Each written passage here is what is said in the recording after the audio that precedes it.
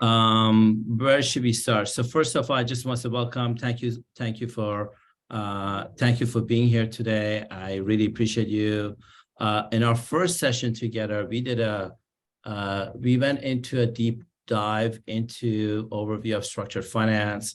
We talked about the benefits and limitation of structured finance. We talked about market trends, history, and evolution of structured finance. And today we're going to focus on securitization.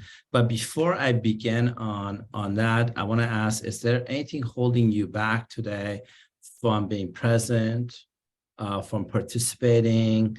Maybe you have a burning question that you just cannot put it in a parking lot and we have to deal with a burning question or something like that. Is my first question to you. Yeah, Nikolai, go ahead. Yeah, just on our side. So now both Alec and Tobias are in Bali. So I think just the time difference becomes a little bit tricky at this point. No worries. I will record the session and once it's recorded, we'll share with you and anybody else who's in our group for their benefit. Somebody else just joined us. I don't know who this somebody else is. Lex. That was Bruce. There you go, Bruce.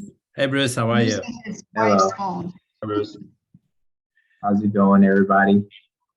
Very good. Very good. Awesome. Let me go into today's session. Bruce, is there anything you want to say before we begin? No. Okay, good. Did you do your homework assignment, Bruce? Yes, I did. Awesome. Good. Very cool. Okay, so securitization. I think today's session would be a little bit faster or compared to last week's session or last session that I had.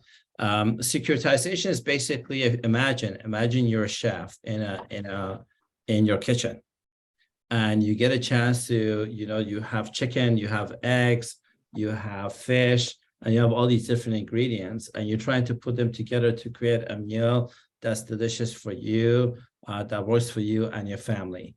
And really, securitization for banks is a process of taking the mortgages, their auto loans, their credit cards, student loans, things like that, putting it together to create a security product out of it and give it to investor groups. So I talked about it when we were in, I want to say Belize, but it's Dominican Republic, on the benefits of it. Now, the different forms of securitization, in a document that Sarah sent you, you'll see a bigger list of what I've put on this so-called PowerPoint presentation. But the most common ones are asset-backed securities, where it's a bunch of loans, credit cards that I put together. Mortgage-backed securities. We started with mortgage-backed securities before we went into diversifying into other forms of securities.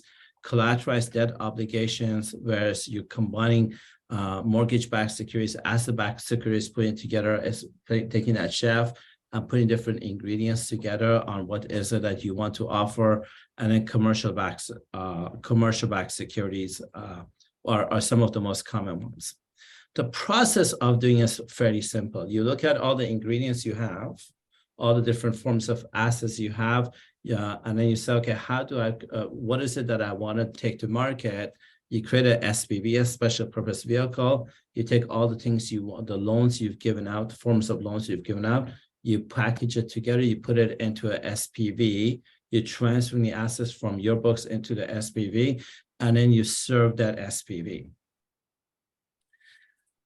The SPV is a security. It's a security that's backed by these assets that you're giving to investor groups.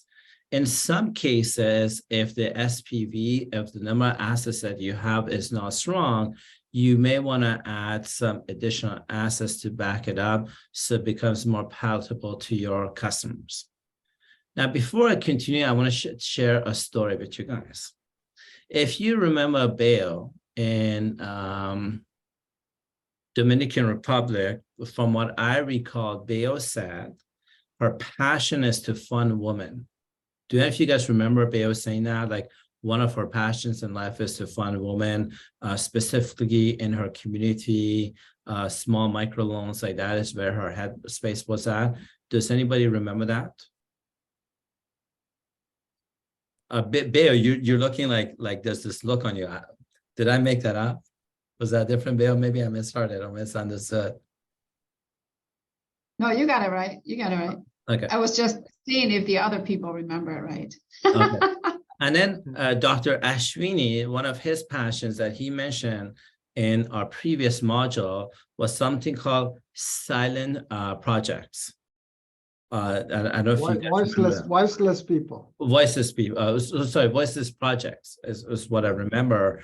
And voiceless was a little bit broad. It was like endangered animals. It could be the environment. It's a voiceless project, if that makes sense.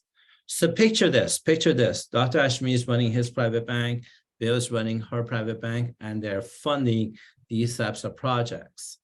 And now that they've taken the money, they've depleted the money out of their piggy bank, and they go to market, and guess what? Nobody wants to pay for it. Like he gave a loan to the zoo because he wants to save a whale. I don't understand what the benefit is to me. Why would I want to buy that asset from him? It doesn't make sense to me. And Bill, it was her passion to fund all these women and give them microloans. I'm like, if they don't pay, how the hell am I going to go after 1,000 women and say what? I'm not interested in that, right? So the first quarter of them running a private bank, they could face those challenges. Like who like, oh my God, nobody's buying this stuff from me. And then they're going to remember module 2. And module 2 would be securitization. You have to have assets that are producing cash that people want to pay for, like auto loans, like student loans, especially in Canada. Our student loans is backed by government, mortgages, like things like that. So now comes quarter number 2. Guess what? Beo and Dr. Ashwini are going to be very careful in who is it that they want to loan money to, because they know they have to sell it the next quarter to somebody else. Does that make sense? Yeah.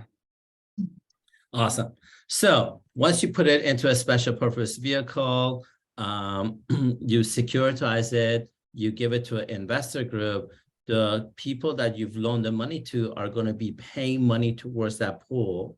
And so once you receive that money, you're structuring to pay out the investor groups on whatever it is that you've promised them. And there's levels of securities you want to put around it. There are people that would provide some ratings on the security. Is it a high secure? Is it a highly secured asset you're securitizing, selling, or is it something that is risky for people? But once you've got this, go ahead, Nikolai. Okay, thank you. Yeah, sorry, just shortly. Will we go through then how to ideally structure this mix? I mean, I know there's a concept called granularity where you're supposed to have certain amounts of different kinds of assets to kind of balance out the mix inside the SPV. Yeah. Yeah. So what's your question? So will we go through that, or if not, could you just comment on it, perhaps? Kind of, you know, golden rule, or how is this done, basically? So in a minute, I'm going to go to Sai as a former bank CEO, so you get real hand life experiences of the multiple banks that he's been a CEO of. Is that okay? Perfect. Thank you. Okay, cool. So what are the benefits to you, and what are the benefits to the investor? To you, when you securitize your assets and sell them, let them go, would you be willing to consider is freeing up some cash for you?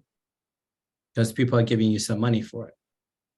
And then once it's secure and it's not, Dr. Ashwini, I'm just picking on you for entertainment purposes, or Beo, I'm just picking on you for entertainment purposes, if I may. Once it's a securitized asset, and you're selling it to various different investor groups, because it's securitized, you are reaching a broader market. You're not only calling your friends and family to invest or buy the securitization asset from you, you're able to go to the market and hit a broader amount of investor groups because it's securitized asset. And when you're selling that asset to people, you're also transferring the risk to them. And in some cases, if you think about some of the US banks today, right now, there's a lot of regulators looking at what happened with the banking system in the US, and they're not looking at overhauling the system, but rather how do you tighten it so the banks don't take such high risk initiatives. And so if you're falling into that category, one of the traditional things you may want to do is look at how do you enhance the credit risk of the asset you're selling by adding more assets into it. And so by doing that, you're transferring the credit, you're transferring the risk to somebody else, but you're getting some cash from it. For the people who are investors, the people who are paying you money for it, there's benefits for them. First of all, is diversifying. So if I, Taimour Zaman, have been investing in cryptocurrencies, mortgage-backed securities gives me an opportunity to diversify. So that's a benefit to me as an investor. Also, in me diversifying, I'm also managing my risk. So you may have in Dominican Republic met this wonderful guy called Asanka. And Asanka was saying, hey, if you want to do Forex trading, talk to me, like that, right? Well, Asanka is not offering, the money you're giving him, for lack of a better word, is the money you better be prepared to lose it. Although he has risk variables and stop losses and all those other levels of risk management that he has, you better be prepared to lose the money that you're giving him in case the Forex market tanks on him. By diversifying into buying securities from a private bank or other groups like that, there's a risk management component on it because it's securitized. You know that these things are providing some cash into it. And for a lot of investors, especially for people who want to invest now in Africa, I don't know how many of you guys came to our webinar last week when we were showcasing Frank, the futurist. And Frank was talking about the global population of the world is predicted right now to hit 12 billion people with a B. And most of that population is the growth is coming from Africa. That creates a massive opportunity for people that want to take advantage of that exponential growth in Africa. And so private banking, especially ones that are set up in Africa, I don't even know how you even do that. But the point of private banking and securitization is that it provides opportunity for people to go to illiquid markets and participate in those types of transactions.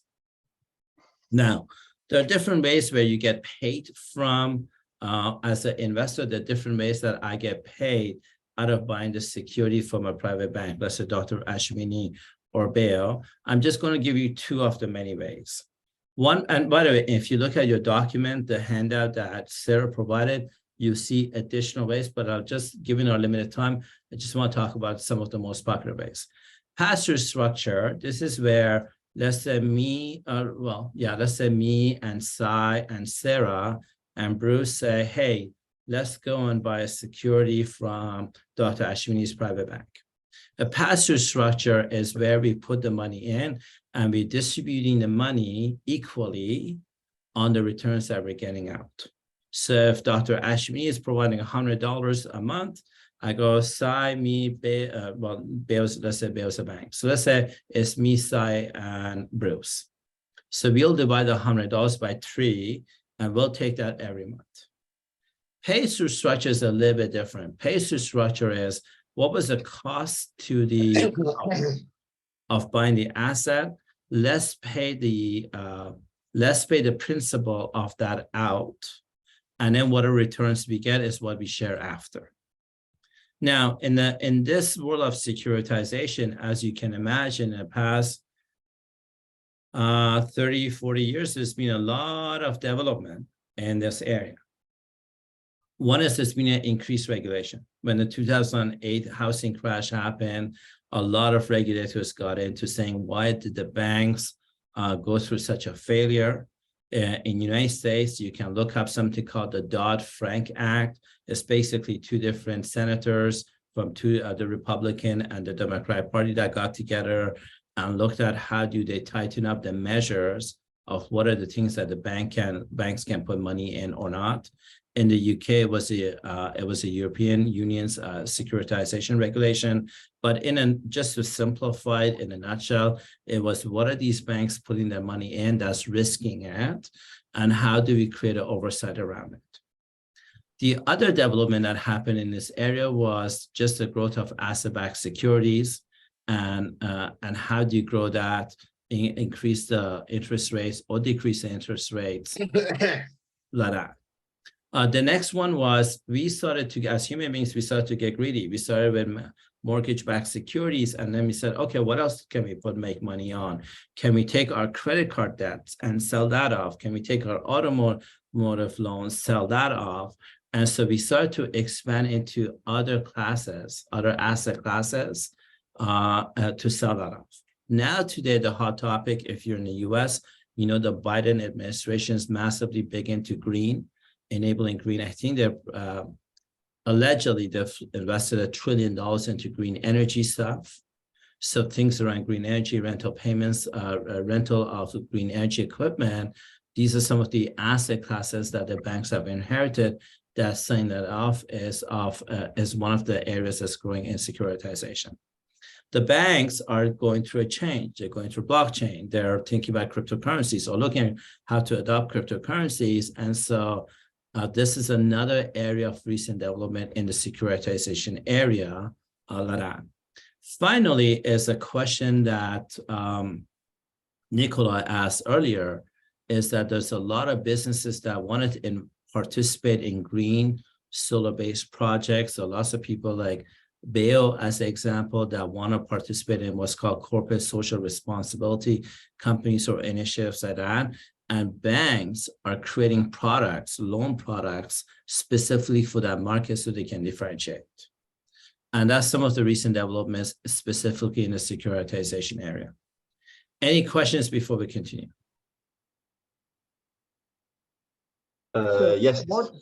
What's the difference between, sorry, Nikolai, is that Please, okay? please. So what's the difference between an SPV and a security? Is that the same or is it interchangeable? Yeah, so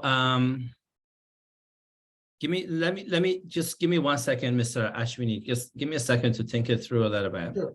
So in your case, you run a healthcare clinic. And you want to open up a private bank. And you participate in managed buy-sell program. So you have 3 sources of revenues. Would that be accurate to say? Yes. Good. And you've depleted your cash because you gave money to some zoo that wanted a loan from you because they're trying to save a whale, and your self-expression is to fund silent projects. Yeah. Cool. So securitization means from all the sources of revenues you have, from all the loans you have, what is it you want to put together to give to the market?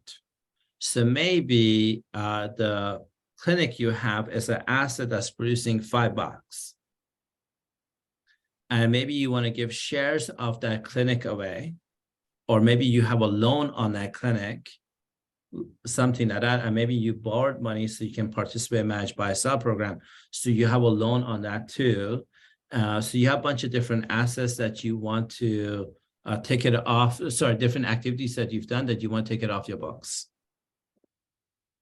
Securitization is the process of looking at which one of your loans that are producing cash do you want to put in a structure to sell that off to an investor group. Does that make sense? Yeah. Okay, good. Special purpose vehicle, I'm going to simplify this. This is just a simplified version, is you set up a one-time corporation where you're taking all these different assets, putting it into that one-time corporation and selling it to me. Okay. Does that make sense? Yeah. Okay. So that's called special purpose vehicle. And once it's done, you may want to once the transaction is done, you may want to bankrupt the company or something like that when you've completed it, because now you don't need a special purpose vehicle anymore. Does that answer your question? Yes. Okay, cool. Any other questions before we move on? Nikolai, Nikolai, and then me. Yeah, short one. So I now have a pool of assets and I want to securitize them. How do I price this pool? This let's say it's a CDO. How do I price it? Who do I contact to do that? Sai, I'm glad you're here because I think you wrote a book on that. The one that has not been published. It's actually, I'm just formalizing the new one.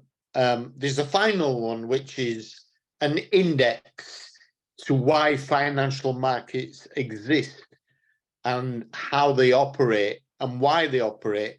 And it talks about securitization, valuation of securities, time and interest rate effects over the yield and how yield curves are affected by the time available for the instrument to mature, and it goes into some depth about how you an asset. And that varies with interest rates, location risk, operational risk, market risk. So it shows you how to calculate all this, and it's got all the formula there for you to allow you to do that. But generally, as a rule, last year, if you looked at a bank's balance sheet and saw what it was made up of, there were about 10 real, 5 or 6 real categories that affected a bank's operational activity and a bank's valuation, so to speak. And that would have been based on the type of loans or debt it held, or security or cash it held. And I've got it in my first book, which is done already, and my second one is on derivatives. But on the last page, it tells you how to calculate. This is a very simplified version, because we're going to try and get you through all these in one day. So you'll be able to sit there, read 80 pages, and you'll understand all this. Then we go to a really complex mathematical web where you can reach out and learn how to make all the calculations yourself. So effectively, value their risk or evaluate their risk according to categories.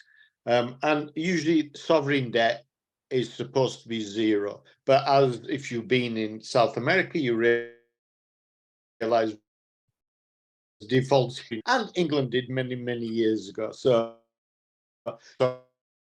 sovereign debt at 0, you evaluate it based on its central bank's performance. So that's generally the key. Public sector entities, same as local banks or the sovereign. So if the sovereign's defunct and it's not paying its international bills, then the public sector, i.e. the governments, are not worth it.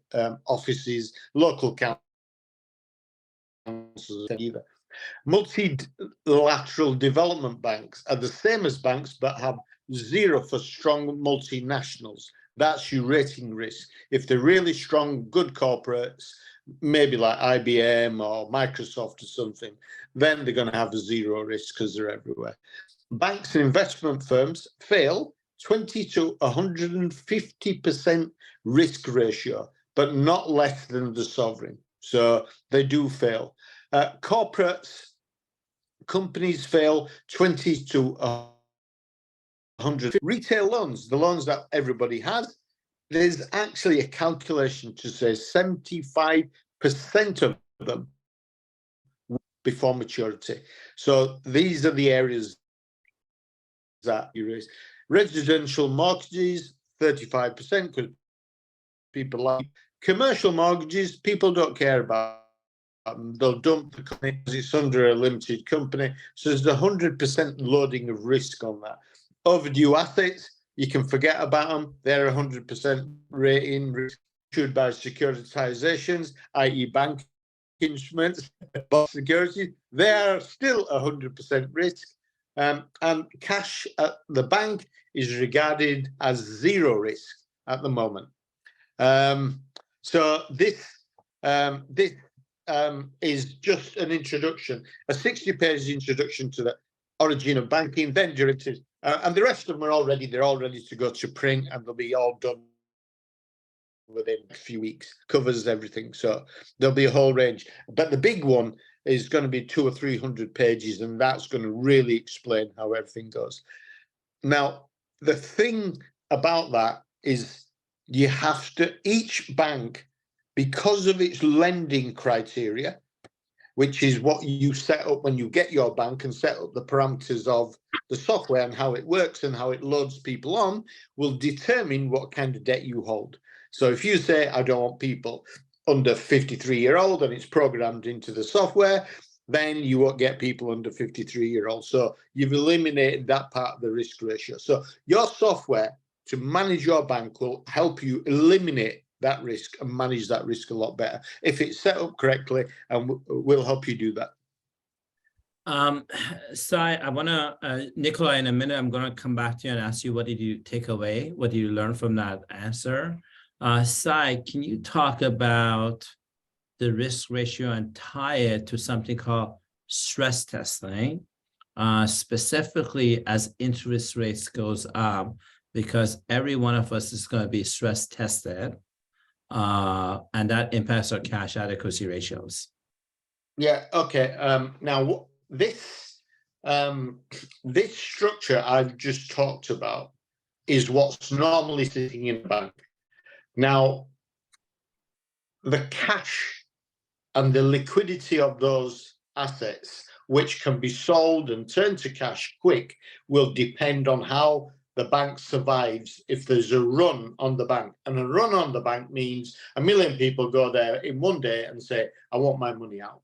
And if it doesn't have the capital reserves there, it then hasn't met its requirements for having the right kind of risk in its balance sheet, right kind of capital in its balance sheet, and the right mix in its balance sheet. So it can't go out and borrow because it's got the wrong kind of debt. As Nikolai said, how do we manage that? So this is how we set your bank up to make sure you don't make that mistake. But what normally happens is a stress test is a bank where they will say, here you are, you've got 25 days. Everybody's going to come and withdraw their money within 25 days. Let's see what liquidity you've got to service those withdrawals. If they can't service those withdrawals, they're bankrupt. Now, that's what stress testing is. So all those categories, if the bank can't monetize them, trade them, securitize them, and change them to cash less than 30 days, effectively, they're bankrupt. So they've got to manage its collaterals and debts and loans properly. So you can only do that with your software when people are applying for loans, etc. If you set it up properly, you can manage that. There's not, and obviously if you insure things as well, then well, you won't blow your brains in. Now what's happening now? What they should do, which is every share, stock, bond you've got, you need to turn it to cash and hold cash and spread that cash across banks, because what's serious crash within the next 6 to 12 months? Nicola, can I check in with you? What did you get out of that answer? Yeah, so going back to the beginning there, I understand that on a bank's balance sheet, you're basically dealing with different categories of risk, let's say. So for example, we have sovereign debt versus corporate debt, and then going back to Sai's presentation in Dominican Republic, where we saw the failure rates obviously being much higher among corporates, unless you're something like IBM. So instead that's a start. Then going further into the mathematics beyond that, which I think is beyond today, but high level, also I understand that the bank software will come with certain risk management, can we call them indicators or algorithms, basically, that can be used in the mix, but I don't quite understand. I mean, is this where you basically call Goldman Sachs and ask for their specialist advice on pricing, or is this something you would like to learn yourself and just Okay. apply Sai that? said he's gonna do it. It's a really simple thing. If you want to make an application on, let's say, a very simple thing, to apply for a credit card online. Let's assume you want to apply for a credit card online. It will allow you to enter certain things, right? So if you enter the wrong character, the wrong date of birth, the wrong month, the wrong age, because let's assume it's a credit card for students and you go in there and it asks for your occupation and you don't put students, it rejects it straight away. So you can set up these fields of what you want to reject coming into your bank on the software. So that will that setup, and we'll show you how to do that because the banking software does that. So if you don't want anybody whose name begins with A, then you would say, okay, filter everything A. If it types in your name with A, it just rejects straight away. If you're not a student, it rejects you straight away. If you don't live in Vancouver, it rejects you straight away. You can set up the parameters from what kind of business you want. Now, what banks do, and they make a mistake, is they try and get, as soon as they get a little bit of cash, they think this is really easy, and then they lend the money to every lunatic on the planet. All right, and that's when it goes wrong because they haven't evaluated and measured the risk every time they lend a loan. Right. If you set it up right, you will only let's just use with $10,000, pounds, shekels, whatever, a client at your bank. So if they're going to transfer over from another account and the account is less than £10,000, you'll get rejected, right? If it comes from, I don't know, a bank where you don't like it, not in Europe because you only want European customers, the software will reject it, right? So when we set up the software, do you really want to bring to the market? We'll help guide you what kind of customers you need to help you become a successful, and the software will limit what you can do. The only person who can change that is the person who administers the bank and does the compliance for it, or the directors. So if you have 200 people working there, will reject everybody with an A, reject everybody from Vancouver, they can't beat the system because you set it up to not allow them to do. It's parental guidance on your satellite TV so your kids watch some, right? It's just simple as that. You filter it, you don't let them do anything.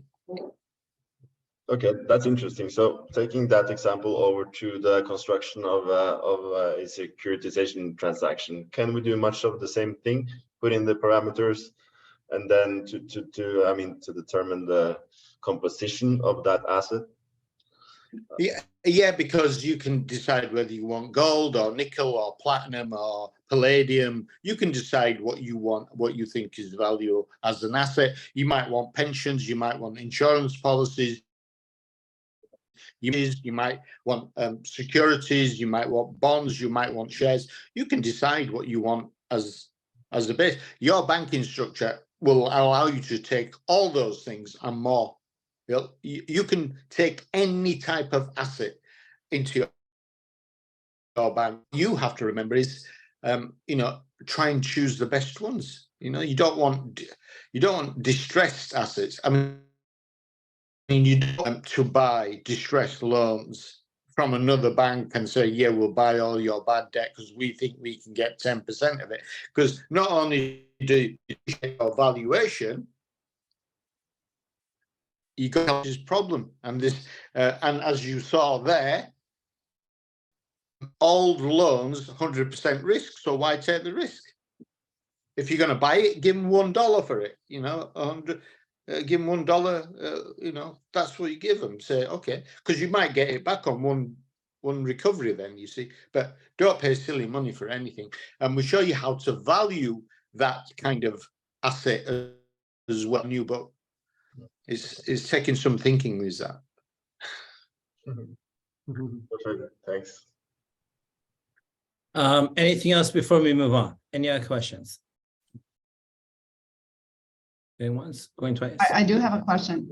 Yeah, go ahead. So with the securitization, it's a bundling of different loans or loans, if you will, that's backed up by an asset. Yes. So does the system that we're gonna have tell us like at what point do you bundle it? Or is that something? Sorry, Bob, you faded out there.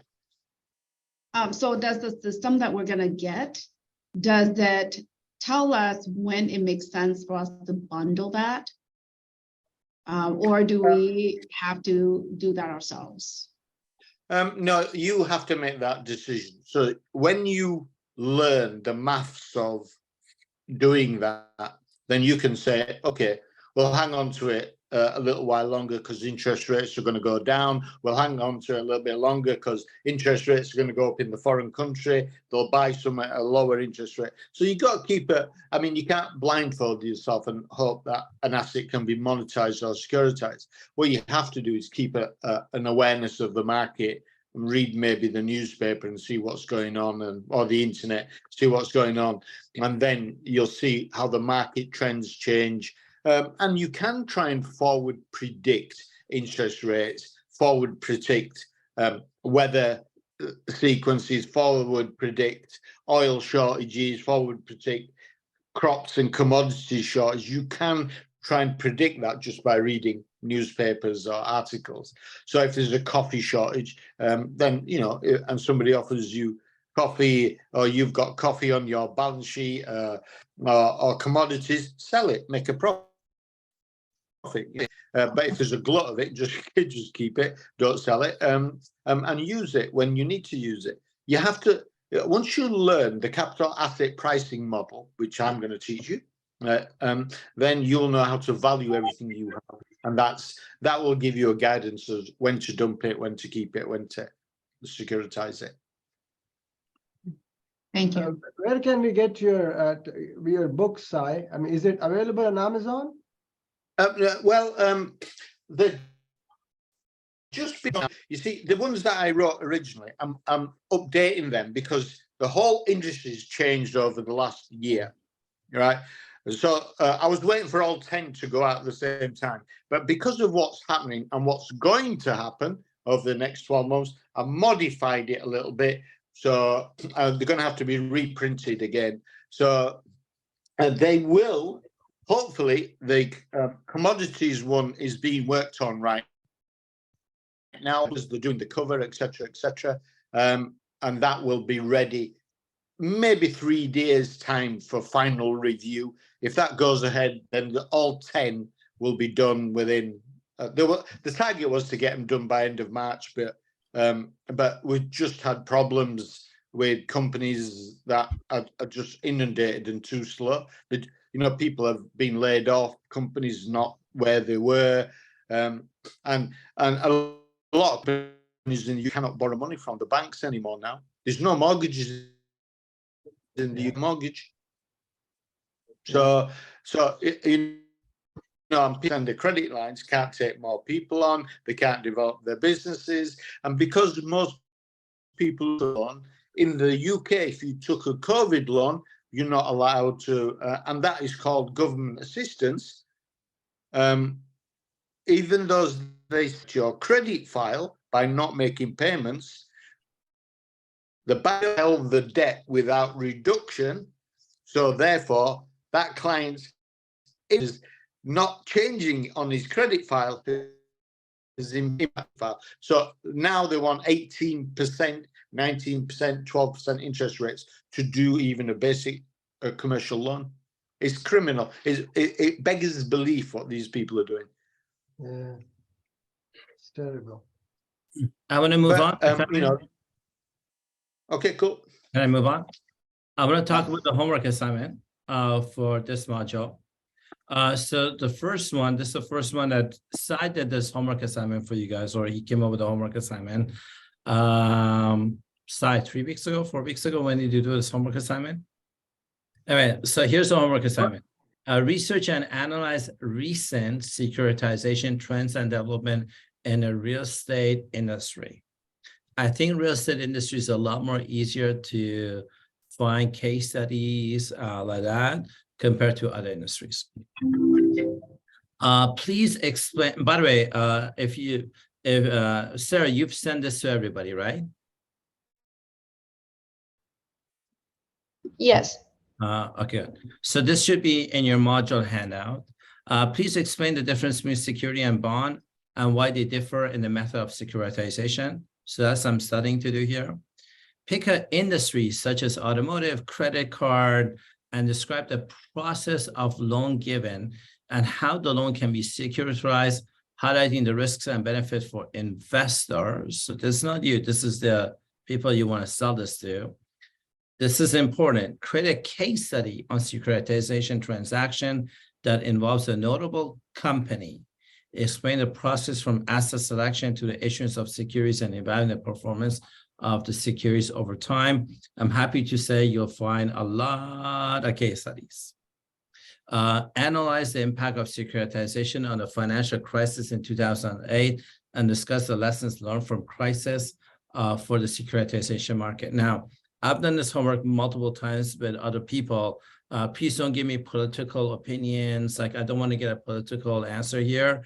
I'm just want you to look at it from a banking perspective rather than, you know, the president of the United States is an idiot and like just skip that piece of it.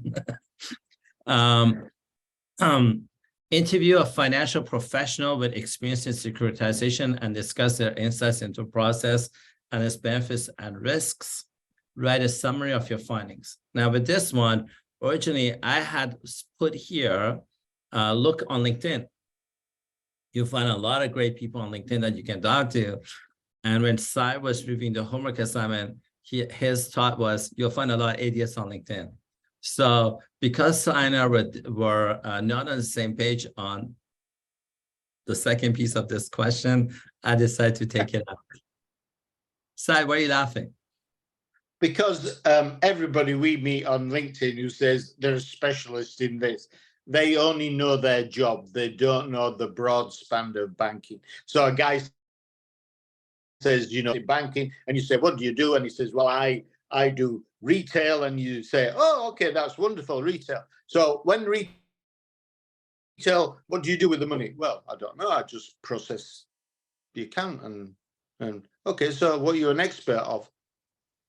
Right, and a lot of the experts on there, you say how long you've been doing this, and you find that they're doing the same job for 30 years, right? So they've got 1 year of knowledge multiplied by 30, not of knowledge, just 1 year multiplied by 30. And you don't want to talk to somebody like that. They're not. They're all going to teach you 1 year of knowledge, not 30 years of learning. And then the second last question is develop a presentation on securitization and present it to this group. Highlight the benefits and risks and importance of financial markets.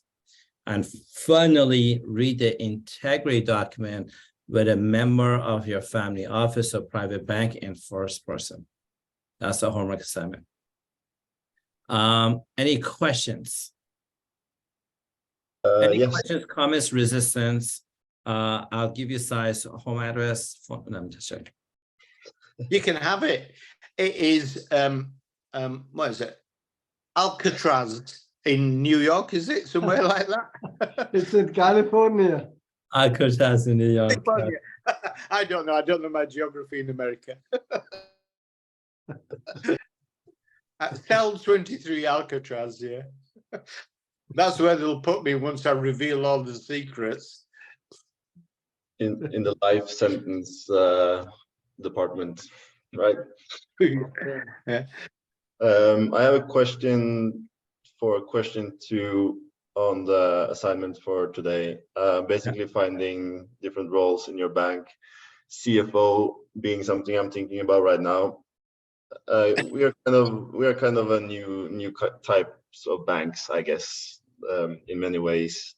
How much would you look for a seasoned specialist from the banking world versus how much would you go out and look for someone a little bit different, obviously with some financial background, but you know, CFO, it's an important role. And yeah, how you're thinking around that? Okay. I think, you see, when you start recruiting for your company, right, you need one person who cannot be doubted as the chairman, right? So you can choose a local Lord Mayor and say non-executive director, and here you are, will contribution for sitting at the meetings. And in the UK, they always appoint somebody from the House of Lords. They gave a position to the House of Lords or the local mayor or chairman, right? And they pay them, you know, whatever it costs to pay them. But that keeps them a clean nose. It gives them a clean society nose. What I need is skills below that nose. And that's learning, how to use the how to check compliance, how to speak to people, what people are telling you, how to input underneath it. But what you need is one person whose integrity cannot be doubted as the chair or the person leading the bank, a friend or anybody that you think that might do it, or who is sufficiently equipped technically and mind-wise to lead that, even if they're not a mayor or even not a political figure. You need somebody's integrity as a chairman. So that's what you should look, and nobody will call. The only time you get questioned that after that is if you do something seriously wrong. Okay, excellent. Then I have a follow-up question, if I may. In terms of we all know the politically exposed person concept in compliance, right? Sure. How does these two things go together? Okay, well, politically exposed people usually who can carry off or waive responsibility. That's why you can't do that, because if they are from a different country or they belong to a certain group or they're a diplomat or something like that, you can't punish that kind of person, right? So what you want when you start looking for somebody, you want somebody that is recognizable, that anybody can check and can say, well, this guy's not linked to Al-Qaeda or Kurdish PKK or whatever. You want somebody who's just a normal businessman, maybe, who might want to benefit with an executive salary. In the UK, what the government does is they has IPMO monitors or officers. An IPMO officer is a guy that comes around, looks at your accounts, helps you, guides you through your marketing, all the rest of it. And the government appoints this person. And these people are usually accountants or solicitors, generally a reputable large company. And they sit on the board of, they sit as a non-executive director of a company. And then every month they have a meeting and he chairs the notes and off it goes to the government. And that's sufficient. And generally they're just good chartered accountants that do that. And the reason for having somebody like that is because effectively they help you manage your business. Okay. Does that make sense? Makes sense. Sure. I can go on, but I want to. Are there any more questions? Yeah. May I give you my perspective, if I may? Please. The first time I set up a family office, I think I told you the biggest mistake I did was I invited friends and family. And it was really hard because some of my best friends were like lousy at the functional role that they said they would want to take on. And I just had a really hard time firing them because like the guy's like they're all my best friends and family members like that. Second time, I think I have a video on YouTube about 4 years ago when I went looking to buy a bank. I have only one video that I was allowed to publish in a public domain, where we tried to negotiate with the regulator. And the team that I had built was a member of the Rothschild family, registered dealer broker, and somebody else. You could really see, if you had known me 10 years ago to today, how I think about team building has completely shifted, but my Rolodex also shifted. You know, like 10 years ago, I wouldn't know a guy called Sai, as an example. Today, within Allfunds Global, my shop, if you do a third-party analysis, personality assessment on my team, the one thing that we will be very high ranking on is integrity. Like whether you do a get Sarah to do a third-party personality assessment, get Sai to do it like that, you see that we rank high on integrity. And I talk to Sai all the time. I tell my Sai, and as well as other bankers, I can teach banking to my team. I can't teach integrity. I don't know if that makes sense. And we partner with a company as predictive index. We pay a licensing fee for it. Sai had to go through it when he wanted to work with me. Everybody who wants to work with us, lawyers, vendors, providers, employees, everybody has to do this predictive index test. And we get to see their personality assessment. So if they have a cuckoo problem, mental health problem, if they're liars, this shows up on that personality assessment. So that's what I do now. Some roles within my shop, you have to have that banking piece. And integrity is a common denominator, but some roles like the banking piece, I need the expertise and experience.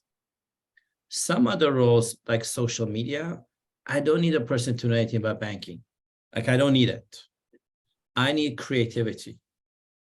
When Sai did his assessment for my company, ask him, maybe he'll share his with you. He's a guy who's by the book.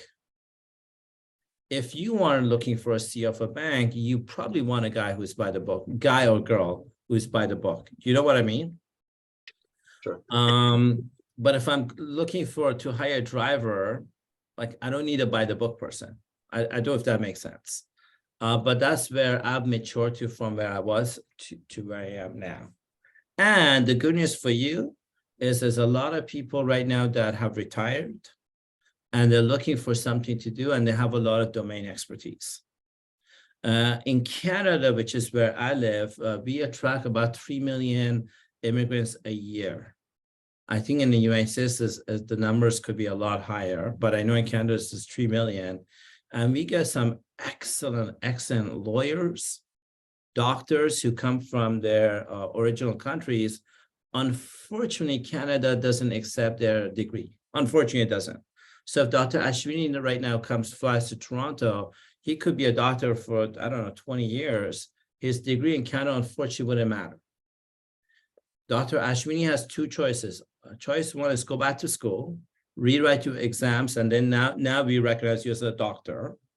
Or choice two is find something else to do in the healthcare or some other related industry like that. So for me, I get to, I'm now interviewing somebody for paralegal position, which is not a lot of money, but she comes from Brazil. And she was a very senior lawyer back home. Here, she's here with her family. She's looking for income. She knows she can get a job as a lawyer, but I get the privilege of working with somebody who's got that legal expertise, but I'm not paying those like what a lawyer would charge me here. I mean, that's my little 2 cents. Yeah, that makes sense. Any other questions before I stop the recording? One last question for Sai. You told me that, say we do the bank, and in the next 12 months, your prediction is that, there's going to be a lot of failures and put everything in cash. Yeah. How do we, so cash itself is zero risk in the securities that we just talked about. how do we put cash in a bank? Is it a cash? I mean, can you elaborate on that? How do we Well, put a bank? if some bonds, as you can see, interest rates are going up. Okay. So when stocks and interest rate goes up, they come down, the value come up, right? So if you've got bonds, get the cash and spread the cash across several banks, not one bank, right? So that's what we've done. I've got 22 bank accounts, right, for our company. We spread money accounts for our businesses. And the reason because a bank can collapse. I'm sorry, you can't withdraw more than £1,000 or say when we need 10,000 to buy a new printer or a new copy, you know. So you don't want that kind of issue affecting you. So if you're going to go down in value, shares are going to be affected because capital are going to go down. Companies are failing. Most shares relate to a company. Bonds are going to come down. Most bonds relate to a company. Treasury bonds, gilts, that kind of thing, which are government bonds, they're 2% anyway, so you're never going to make any money on that. So the only thing that you've got is cash. If you get out, keep it in your account, forget your investments, and wait 18 months until it settles and move back to where it needs to be. Because you've seen a few collapses, Swiss thing. I mean, that was nonsense. That it just didn't follow the Basel liquidity. You know, it's in the country where the law was created, even followed the rules of it, right? So it couldn't meet its obligations because it was tested. But if you look at the Credit Suisse, they were all of the banks. They could have left it alone with it, but there was an idea to into a different thing. Now this happened with Dresdner.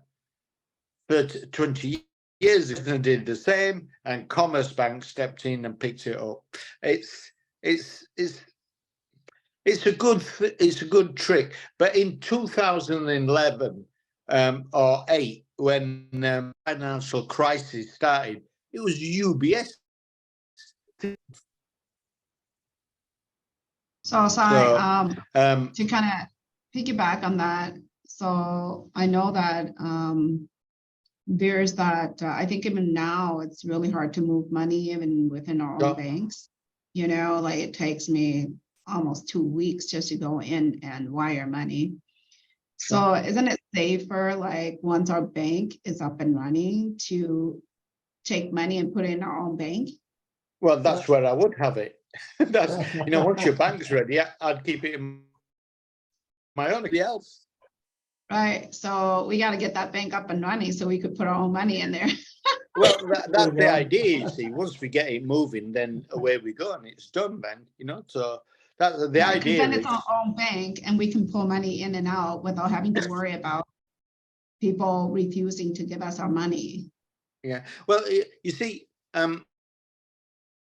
you capital and cash, but when you transfer money from another, what do you think is going to come to your bank? Is it a truckload of money? Is it an electronic signature saying you've received it?